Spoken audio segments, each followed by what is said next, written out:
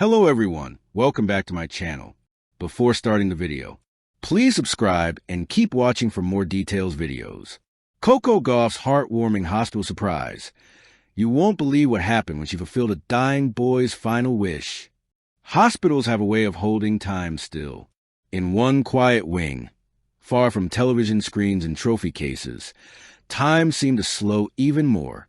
Machines hummed softly. Curtains fluttered with the breath of recycled air, and on a small whiteboard beside a bed, someone had written a single sentence in blue marker. Final wish, meet Coco Gauff. The handwriting was careful, as if the person who wrote it knew this line mattered. Part 1. The boy who loved tennis won. A court made of imagination.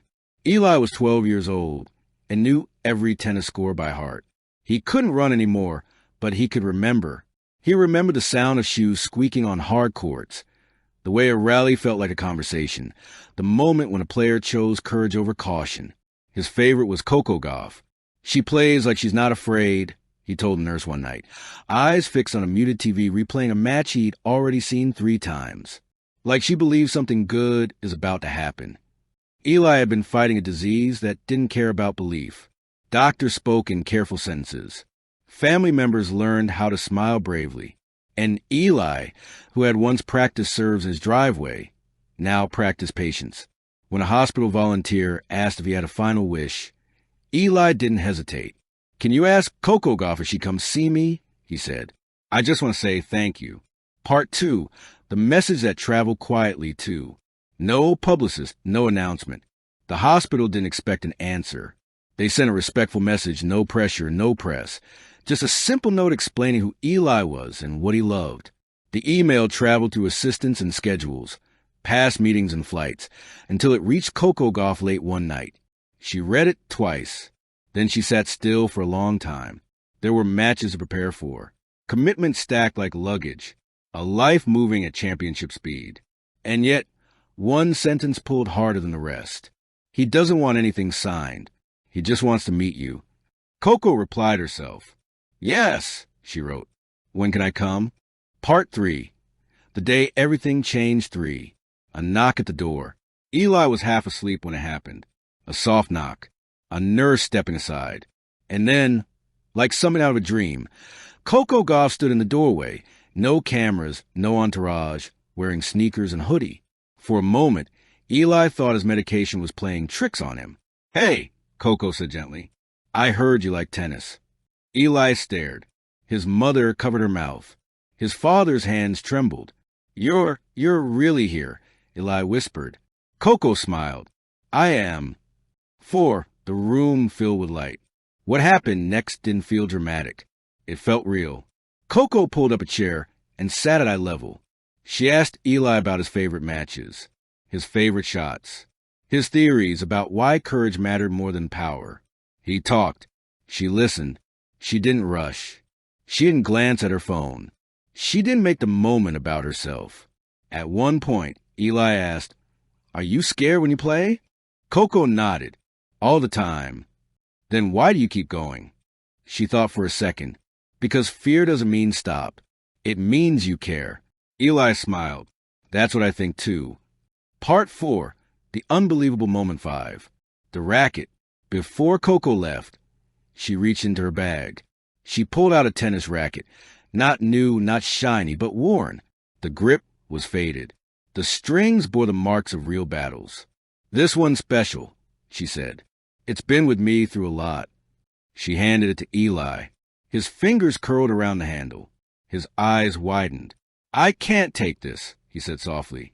"You can," Coco replied. "I want you to." Eli swallowed hard.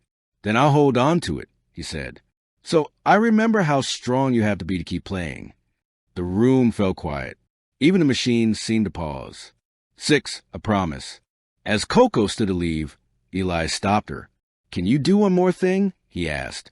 "Anything," she said. "Win," he said. "Not all the time. Just keep trying."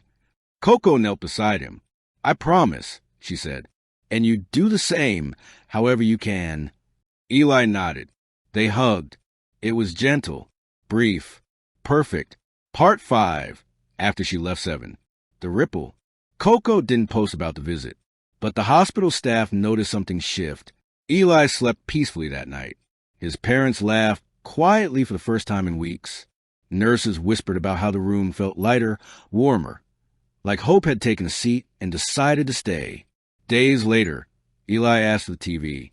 Coco was playing. He held a racket close and watched every point like it mattered, because to him, it did. Part 6, The Lasting Impact 8. A quiet goodbye. Eli passed away not long after. There was no crowd, no headlines, just family memories and a tennis racket resting beside him. At the service, his mother shared something he'd written. I met someone who made me feel brave. If I was brave once, I think that's enough. 9. When Coco found out. The hospital sent a note. Coco read it alone. She didn't speak to reporters. She didn't explain her feelings. She just went to court that day and played with a little more heart, a little more patience. After the match, she looked up at the stands and smiled. Not at the applause, but at the thought of a boy who believed courage mattered. Epilogue. What really happened. People would later say Coco Gauff fulfilled a dying boy's final wish. But that wasn't the whole truth. Eli gave Coco something too. Perspective. Purpose. A reminder of why sport matters beyond scoreboards. She didn't just visit a hospital. She stepped into a moment where winning meant showing up. Final thought. You won't find this story on a stat sheet. But somewhere beyond the lights, beyond the rankings, beyond the noise, a boy held a tennis racket and felt seen. And a champion learned once again that the greatest victories are the ones no crowd ever sees. Thank you for watching. Please don't forget to hit the subscribe button, like, and share. Till next time.